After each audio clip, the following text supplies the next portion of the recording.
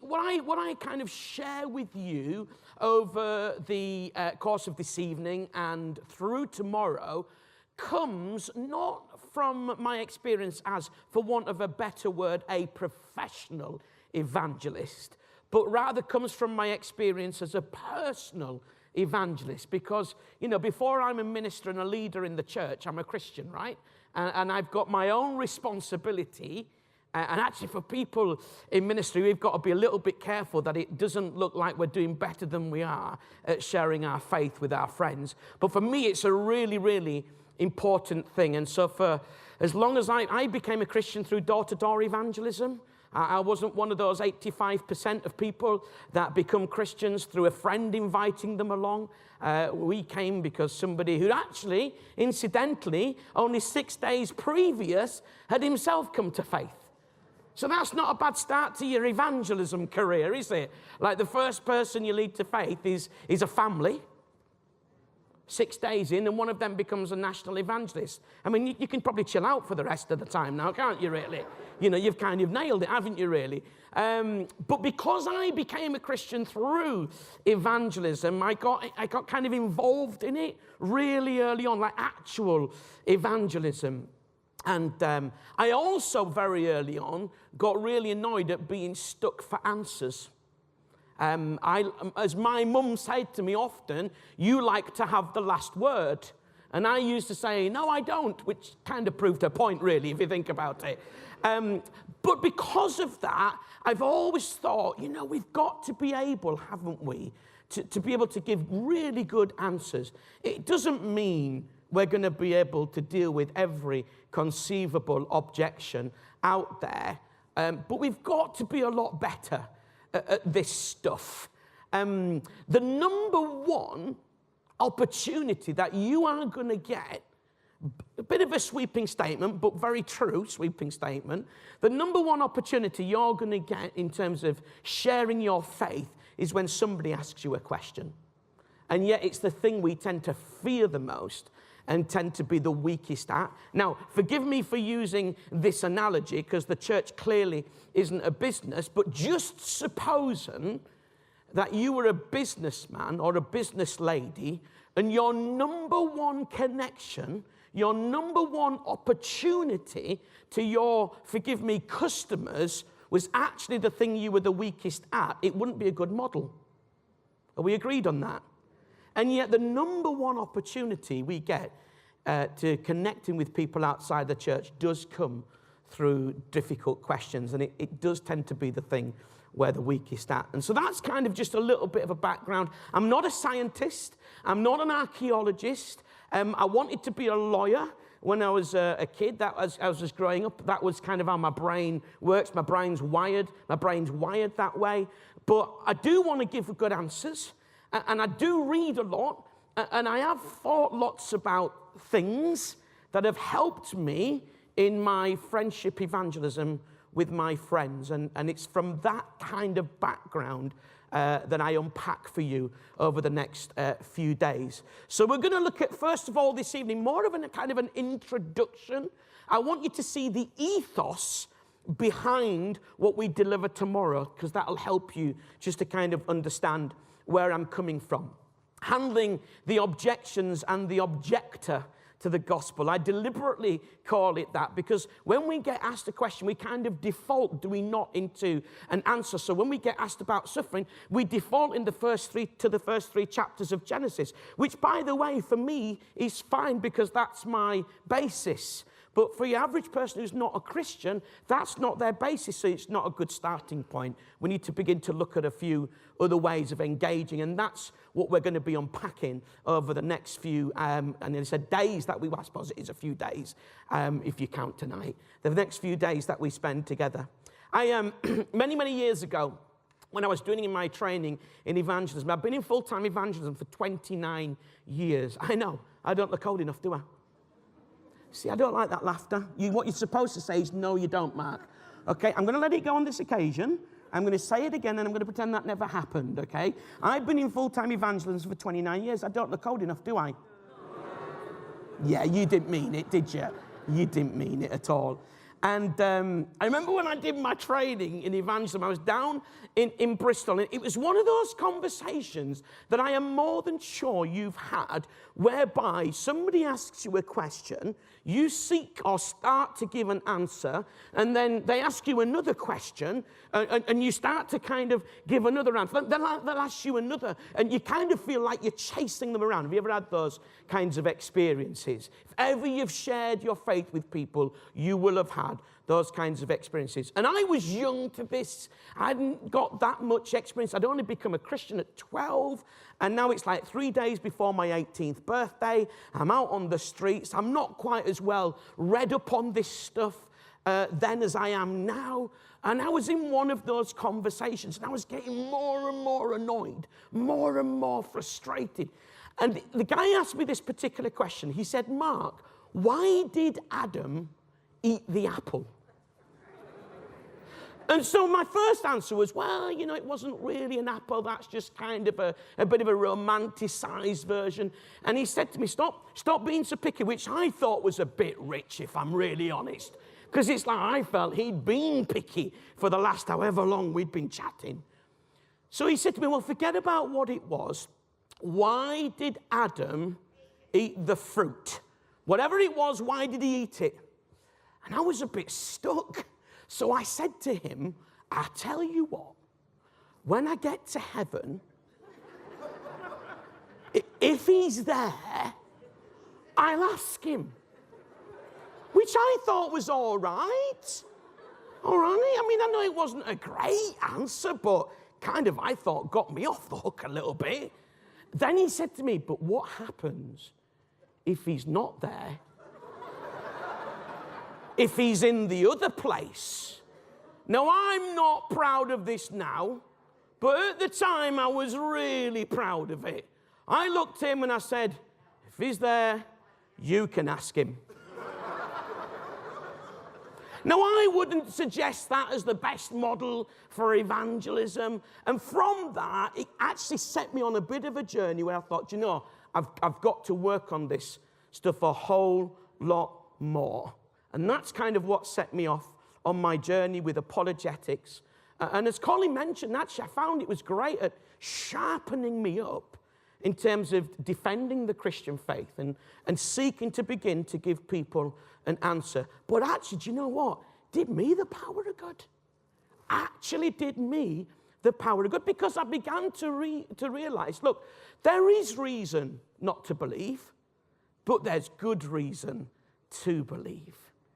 There really, really is. And I think, you know, sometimes as Christians, we can be a little bit guilty of just believing what we're taught without beginning to look into it and investigate it for ourselves. And often we can be like folk who aren't Christians, who equally have just listened to other people and not done any research themselves into it. To give you further illustration on that, and then we'll begin to move into how we actually begin to do this stuff. I don't know if this was true for everybody here, but when I was at school, I wasn't very good at mathematics. Okay, have we got any maths experts here? I'm not going to have a go at you, don't worry, I'm just wondering, okay? Okay, right, brilliant. Okay, well, I was useless at it, and I got an unclassified in my maths, which at one level I was quite proud of, you know what I mean? Another level probably should have retaken it. But I remember my teacher, and if you're a maths expert, maybe you can tell me whether this is still used today, but my maths teacher would say to me, look, if you get your answer wrong, but you've shown your workings out, then we'll give you points for your workings out. Does that still happen today? Okay, and for me, that's a great picture. Of course, you know, every illustration falls short because my answer's not wrong about God. But the point that I'm making for this evening is that even if people disagree with your answer and disagree with my answer, but we can show them we've worked this stuff through, then I think my experience, and this would be true of people who are atheists, it would be true of my friends, it would be true of people that I would meet, forgive me, as a professional evangelist traveling, Often people would say to me when I show them some of the stuff I'm going to look at over tonight and tomorrow, when I show them this, often people say to me, do you know what, actually you've spent a little bit more time working this out than me. And I think it can kind of be quite helpful for people to see actually what you believe is reasonable. So we're going to unpack some of those things this evening and tomorrow to help us to begin to do some of that sort of stuff. So that's a kind of an introduction to the introductory session. What is it when we talk about handling objections? Well, the word apologetics is the word that we use to explain this art of taking a person's question, listening to it, and seeking to give an answer. The Concise Evangelical Dictionary of Theology describes apologetics as a systematic defense or justification of the divine origin and authority of the Christian faith. A systematic defense. A systematic means it's something that's thought through. The problem is most of us panic preach. Actually, we do that when we get any opportunity to share our faith. We often have not thought about our story or how we communicate the gospel or any of these types of things. And so when these unexpected, which they are often, aren't they, for us? We often have unexpected moments. And so often we kind of have a mild panic takes place. And because of that, we don't answer very thoroughly. And so apologetics is about developing a systematic, a thought through, a logical, a kind of detailed, but notice the word defense of or justification of the divine origin and our authority of the Christian faith. The rest of that just leads us to say that God's all over the Christian faith. But the defense is really important because for me, it's a defense, not an attack. I think the first thing I want to say to you this evening, when we're handling tricky questions often as Christians, because we are weak and not geared up, we'll go on the attack of somebody else's faith, and that's not going to get you anywhere. And in fact, I think sometimes we say things as Christians that are maybe a little bit insensitive. So some of my friends would say, well, of course, for the Christian, it's a way of life, whereas for the Muslim or another kind of faith, it's not a way of life, it's a religion. And to a degree, I get that. But actually, if you was to say what you believe is not a way of life, I would argue, in terms of belief system working its way out, I would argue that for many people in other religions and faiths, it's actually more of a way of life sometimes than for those of us who would call ourselves Christians. So I think we've got to be really careful that we don't default to this kind of an attack. Have you ever backed a cat into a corner? No, I haven't either. Some of the eyes looking at me, all right?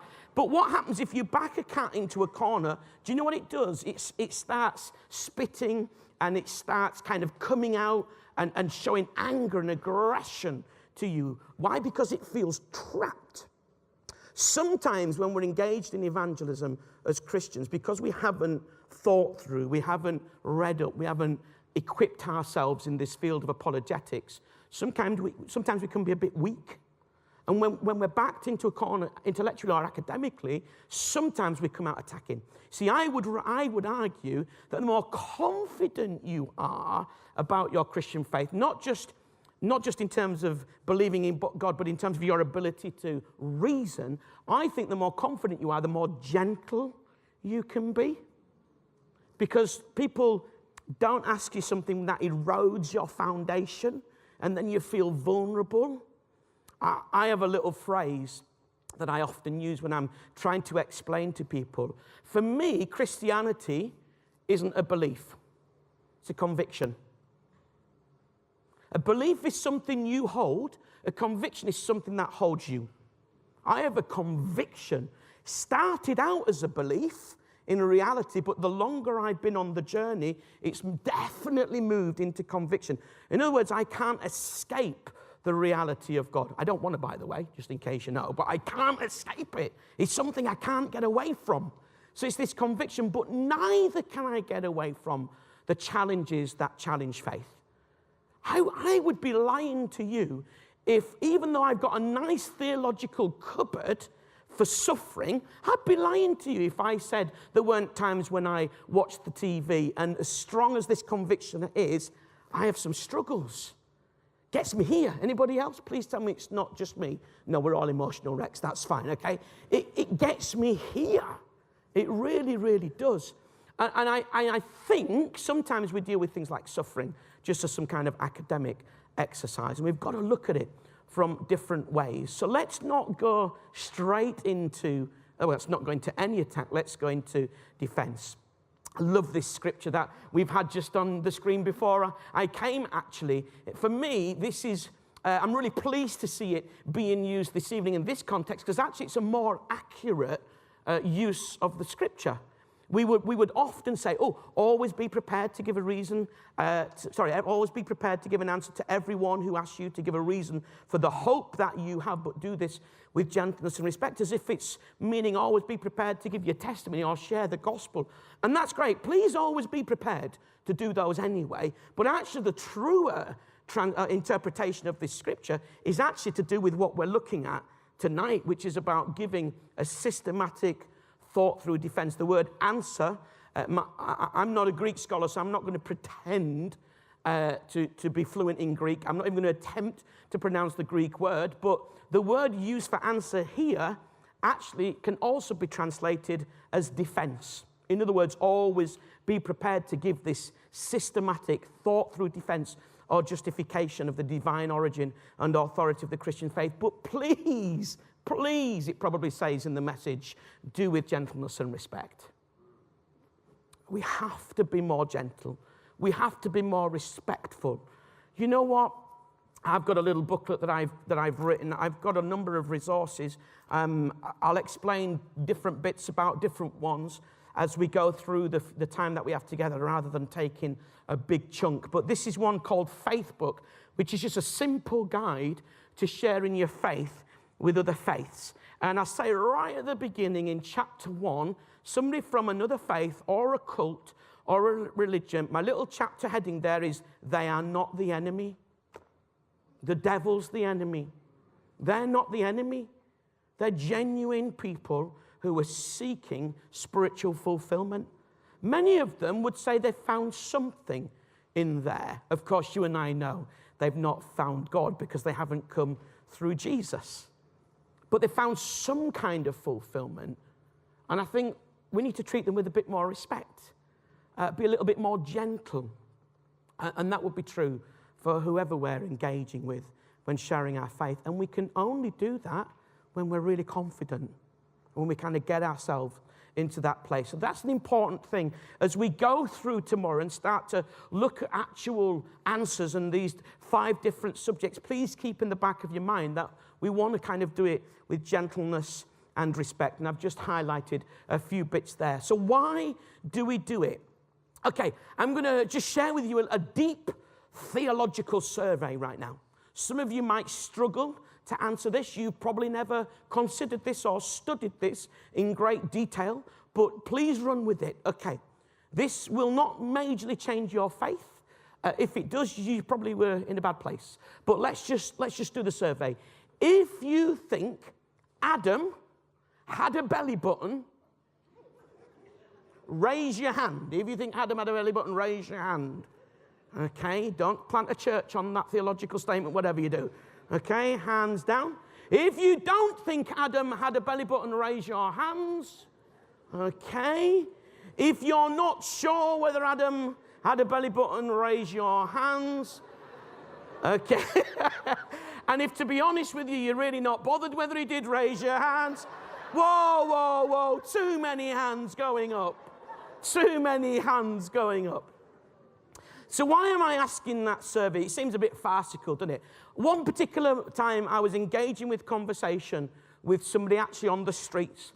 And the person said to me, Mark, we were talking about the first 3 chapters of Genesis, about the fall of man, etc., about how God had created the world, all these kinds of brilliant things. I was ready to take him chronologically through the gospel presentation.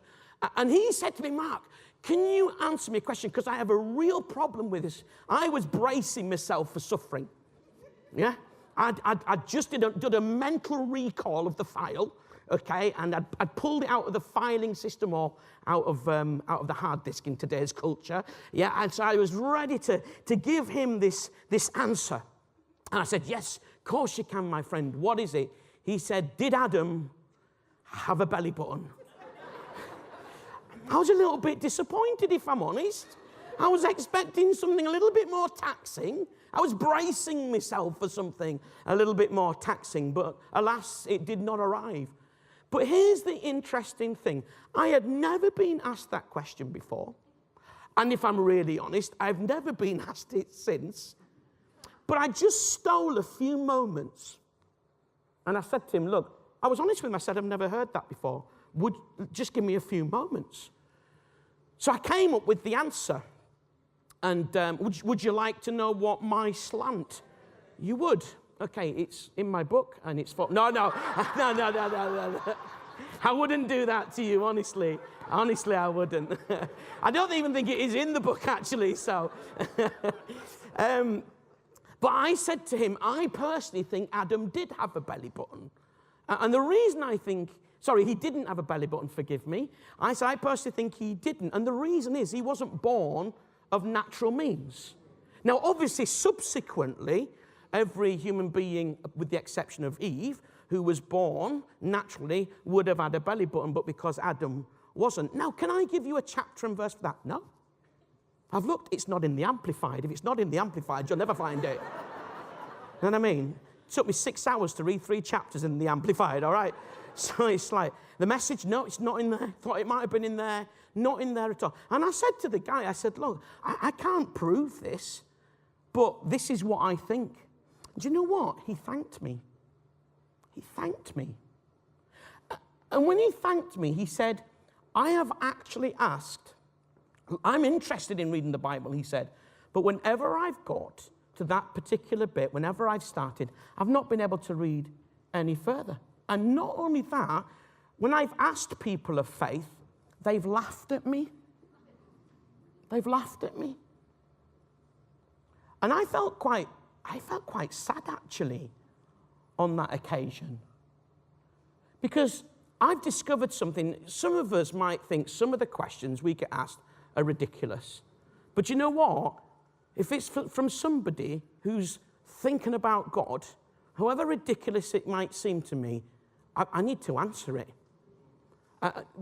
There are some caveats to that which we'll unpack in a few moments' time as we continue through this. But let's not assume that everybody that asks us a question is out to trip us up. Let's assume, unless we know otherwise, that actually some of these are quite genuine. And do you know what? When I answered that gentleman's question, we spent about the next couple of 3 hours just chatting about the whole of the gospel. He didn't come to faith. I'm not going to pretend he did, but we had an amazing conversation. And I've discovered something that actually I also noticed about Jesus, funnily enough. Mark chapter 12, verse 28, there's Jesus debating with a whole bunch of people. An expert in the law comes past, and he's watching Jesus. And it actually says, noticing that Jesus had given them a good answer, he asked. Now, here's the question that he asked. Jesus, which is, out of all the commandments, which is the greatest? Okay, a little bit of background for you. Fiercely contested amongst rabbis and rabbinic schools was this subject. It was one of the biggest subjects of the day, particularly in Jewish culture. Which, of all the 10 commandments, is the greatest? That was like the big debate amongst rabbis of the day and obviously as Jewish followers. And here's this expert in law. He's watching Jesus give. We don't know what he was giving good answers to.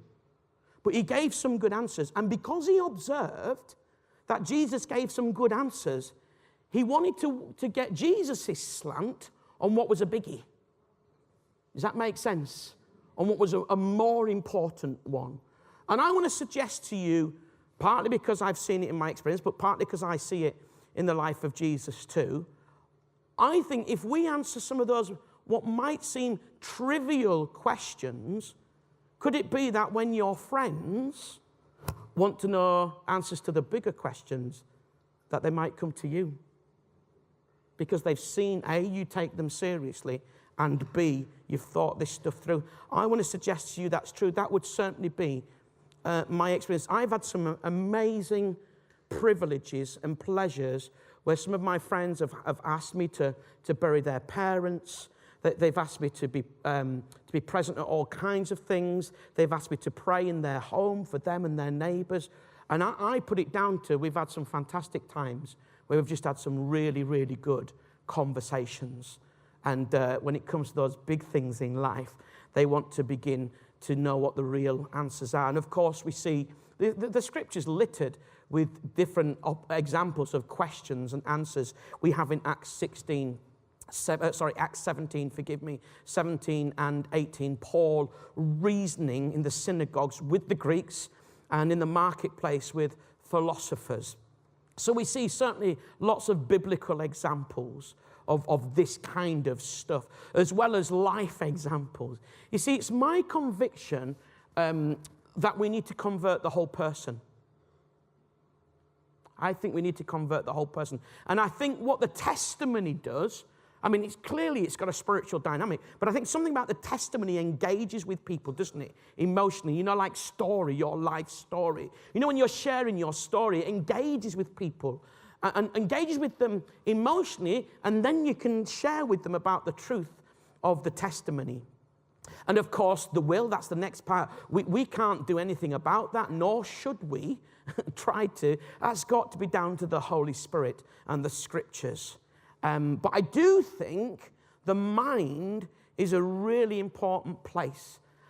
I would argue, not only do we convert the whole person, but I would also argue that answering, which could seem a contradiction here, but run with me, I actually think answering somebody's question, they should never become a Christian because we've answered their question. They've just simply conceded an academic exercise or academic battle.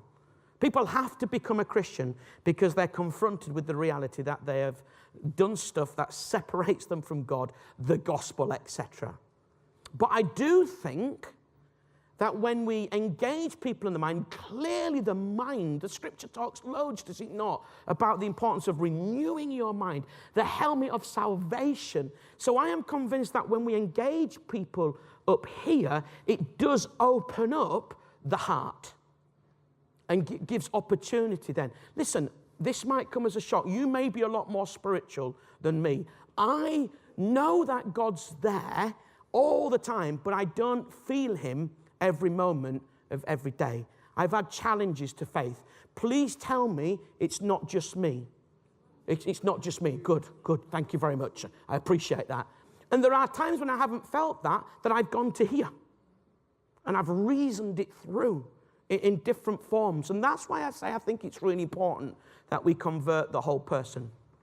Would I be allowed this evening to make an observation that I've done no hard research on this, and probably my only real evidence is kind of anecdotal evidence, but I think there's some truth in it. Am I allowed to do that this evening? If I'm not, then the ministry team can scrub it off the edit, okay? But I think you'll understand. It used to be, we've always had personal evangelism and proclamation evangelism going together. It used to be that we would preach the gospel. Many people would respond, and often some would slip away. And they would slip away because doubts would come in. Okay? This is my observation, and this has been observed over 29 years. So there's some fairly good observations there. I think it takes people longer to come to faith now than it ever has done. But I think what happens is, when I became a Christian in 1982, if I had any doubts, I was told it's the enemy. And I don't think it was always. Sometimes I think it's my brain. And what happened, because I had these doubts, that with some simple apologetics delivered to me would have helped me, but I had these doubts, and they were what I call internalized. So they would gnaw away at me and eat at me. Now, I stayed strong because I wasn't brought up in the church. When I became a Christian, it's like, this is fantastic.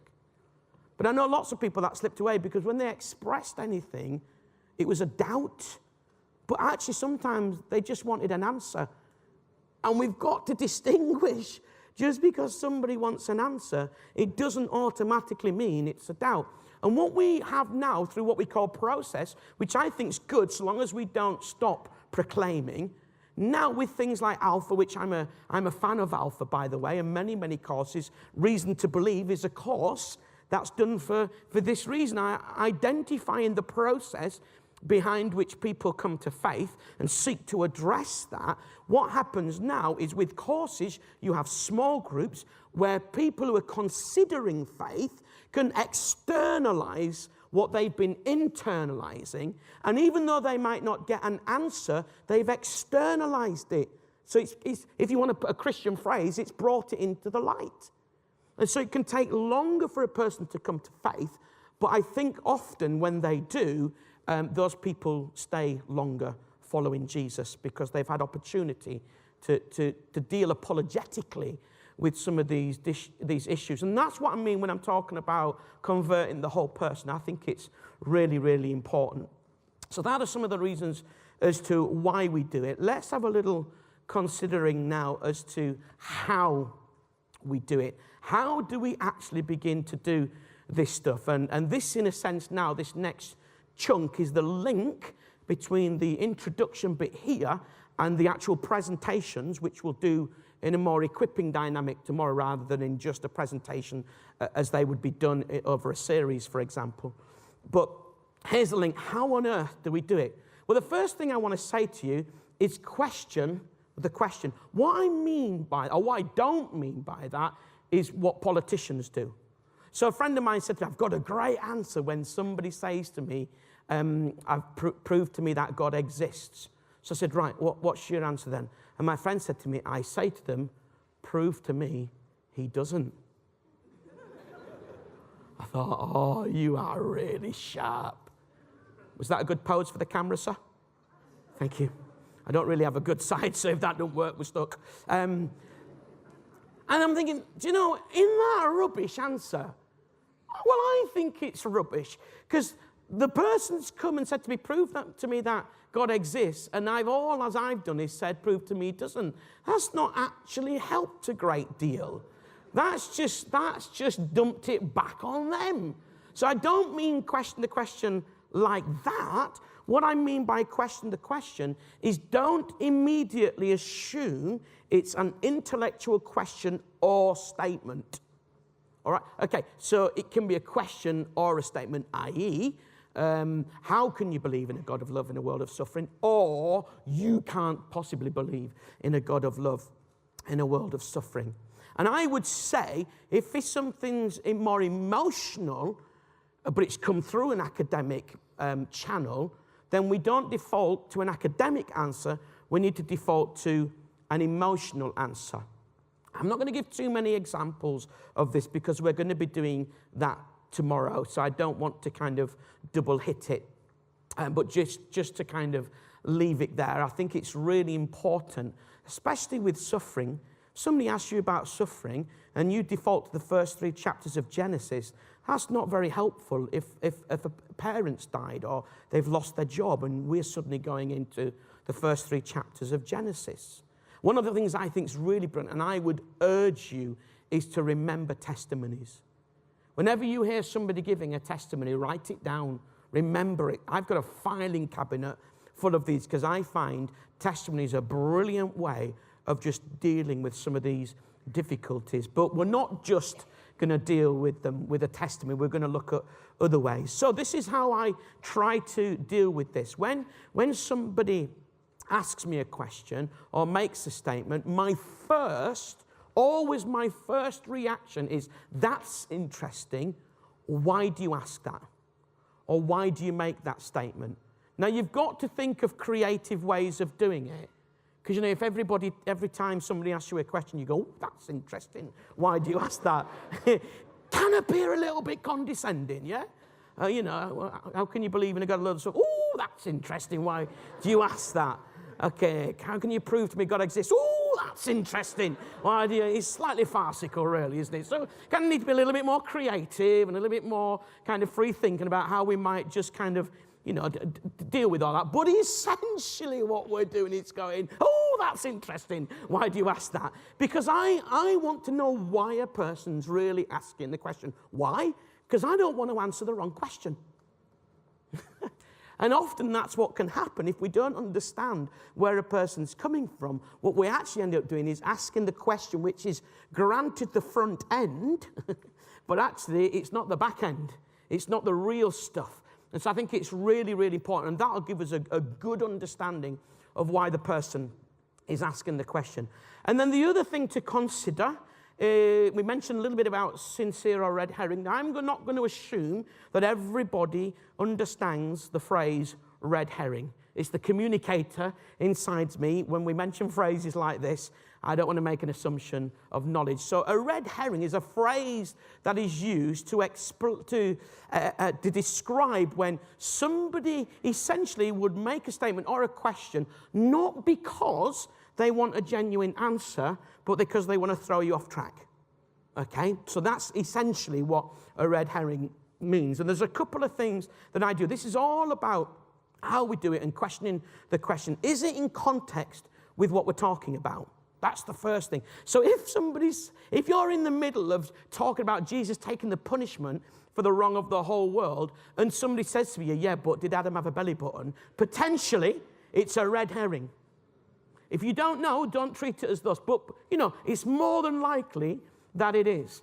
But if you are talking about the first 3-4 chapters of Genesis and somebody asked that question, then it is in context with what you're talking about. So there's a greater chance that this is a genuine question, like, for example, the gentleman that I mentioned to you. The other thing is the person just firing questions at you?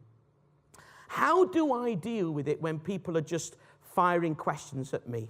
This is what I do. Now, I'm going to say it, and then I'm going to say it again slowly in case you're writing this down, okay? So this is what I do, and I found this to work really, really well.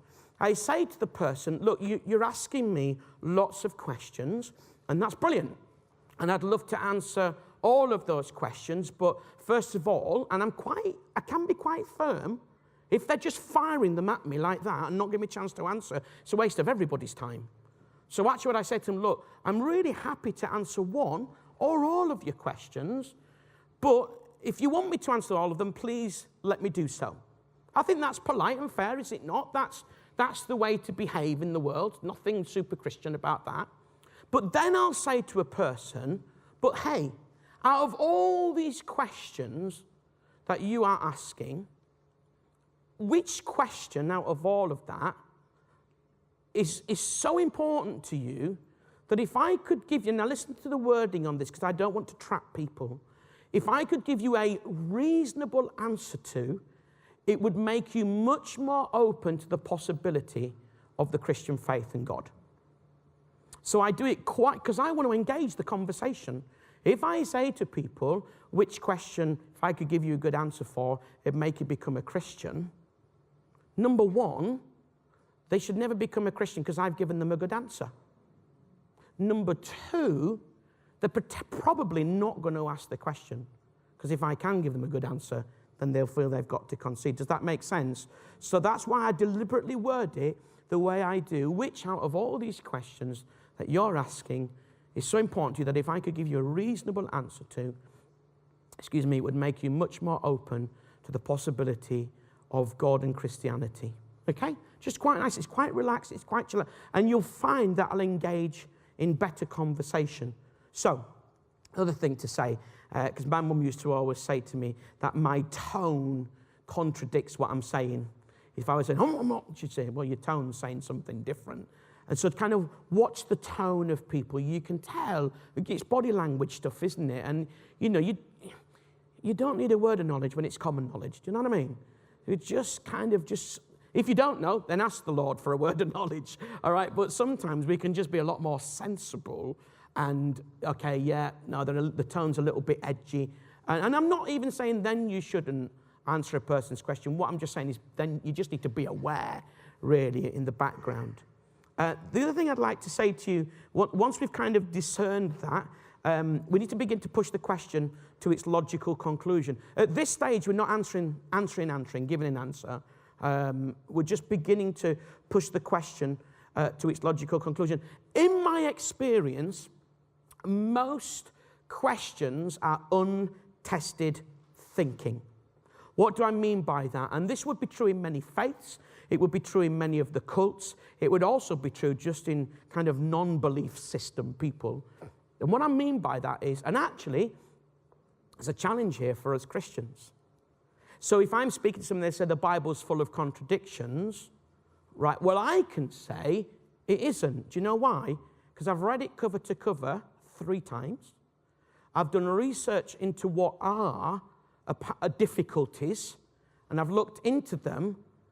And there are some things that we need to dig around because, listen, the Bible was written predominantly by Jewish people, predominantly into a Jewish culture, and I'm from Bradford. So I've got to dig around a bit so I can get a proper understanding. That's what we do on Sundays, isn't it? That's what the pastors do when they take the time out to study, help us to understand context, and then bring appropriate and actually accurate teaching because we've dug around and understood the context.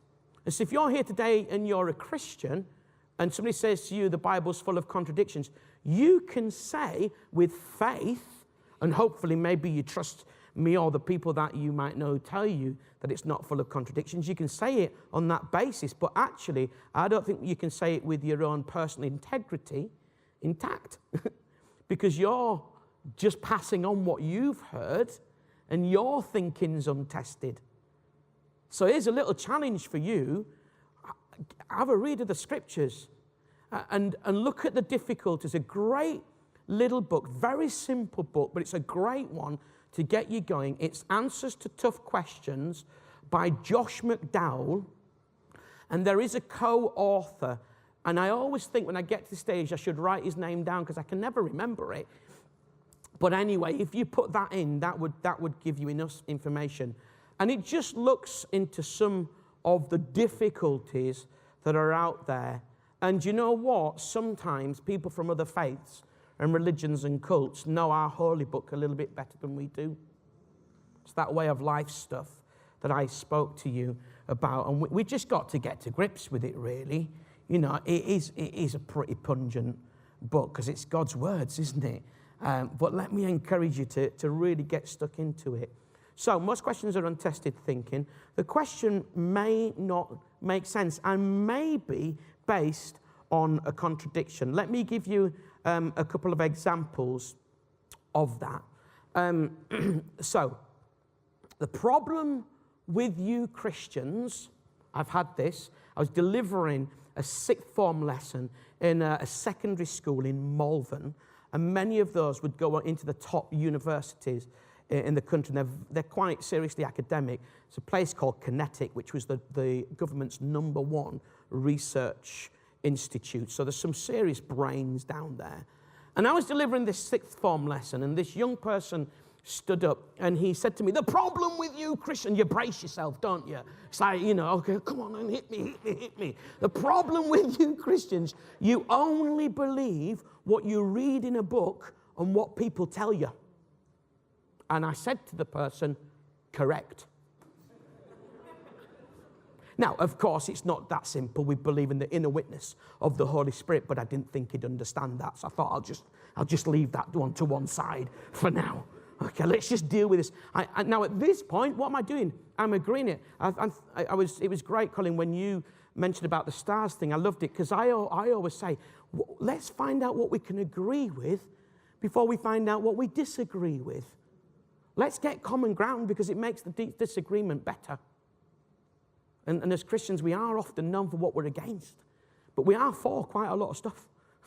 So let's agree where we can, not compromising what we believe, and then we can take on that agreement to talk about our disagreement. So I said, yep, you're right, we do. And he said, really? I said, well, you said it, not me. He went, yeah, I know, I just didn't think you'd answer like that. I said, I know. That's why I answered like that. So he said, are you telling me then that Christians only believe what they read in a book and what people tell them? I said, yes. He went, right. So I said, and you have a problem with that? He went, well, I do. I said, why is that? He said, because it's not very academic, is it? I went, right. So I said to him, tell me what you believe. And he told me what he believed. He was a something physicist. Never met one before or since. Not even sure if there are anymore. But he told me what it, and I said to him, that's amazing. And it was. It was very amazing, let me tell you. And so I said, that's great. I said, where do you get that from? He said, well, it's true, isn't it? I went, and that's not what I asked you. I said, where do you get that from? He said, well, it's true, isn't it? Now, there was this obvious rampant evangelical Christian in the back corner, and she was beginning to froth at the mouth, and steam was coming out of the ears. You know, the vein, that was out. I thought, if he says that one more time, she's going to blow. And it could get messy. So I said to him, look, I'm going to ask you one more time. Where do you get it from? And she shouted, he got it from a book. And I looked at him, I said, you didn't. He went, I did. I said to him, so how come it's okay for you to believe what you believe because you got it from a book and somebody told you, but it's not okay for me to believe that? He said, well, the Bible's a load of rubbish. I said, that's another debate, and we'll come on to that in a few moments' time. But would you concede that the accusation you've leveled to Christians is actually the bog standard way that most of us come to what we believe? Does that make sense? It's untested thinking. Now, I could have waded in to my answer, but actually by pushing the question to its logical conclusion, by beginning to challenge the workings out from a little maths example, actually we had a really, really good conversation. I'll give you some more examples of that as we go through tomorrow, but I want to just move on and stay disciplined with the final few bits of this, because time is drawing to a close, and I want to just honor your life in the hope that you might turn up on time tomorrow, okay? So that's what, it's got to be a deal, hasn't it? It's got to be a deal. All right, so yeah, maybe based on a contradiction, there's a number of those, like when people say there's no such thing as right or wrong. I was having this conversation with a philosopher. I said, you know that statement you've just made? He said, yes. I said, is it right or is it wrong? He said, it's right. I said, well, therefore it's now wrong. You know, so it's like if you want to base your life on something which at fundamental level is a contradiction, crack on. I just want something a bit more substantial to base my life on. And that's not even answering questions, right? That's just doing the workings out. And this is what I'm saying. Sometimes with apologetics, you can have a scientist arguing with an archaeologist or a scientist arguing with another scientist, and it just becomes a game of factual tennis. And who wins tennis? Those with the best shots. That's who wins tennis. And so it doesn't really gain us any favors, because if somebody can drive an argument through my argument, then I lose. Whereas actually if we can begin to look at the build-up to it and the background and the ethos, I think it stands us in a lot better place. Not all questions are red herrings, so let's not treat them as such. Let's try our best to answer people's questions. I think it's really important, because for some people, it could be the one obstacle to them considering Christ. And I want to remove that obstacle. Listen, if you can't answer, don't. Don't be under any pressure to do what you can't do. But do get to work and do some reading. And actually, there's some real strength in going away saying that I don't know the answer. I think it's more authentic. I don't know the answer, but look, can I have a little look around? And actually, it does, I call it, this type of thing, actively creating journey. So with all of my friends that aren't Christians, I have great conversations with them because I spread the conversation out over a period of time. I don't seek to do everything there and then, because actually you just end up ramming it in and you get nothing across. Better just to chill out a little bit and relax a little bit and just be proactive. And I actually decide with all my friends what we're next going to discuss when we're talking about faith stuff? And they all agree for it. They're all up for it. So if you can't, don't. Tell the person you'll find out. If you can, do. Do. Don't hold back from the answers. Do all this stuff before that we've talked about, because then that'll land your answer. It creates a runway for your answer to land, and it'll land a whole lot better. And if you've ever been flying, it's much nicer to have a happy landing than a bumpy one, isn't it? So let's work out the stuff in the background before we do the answer.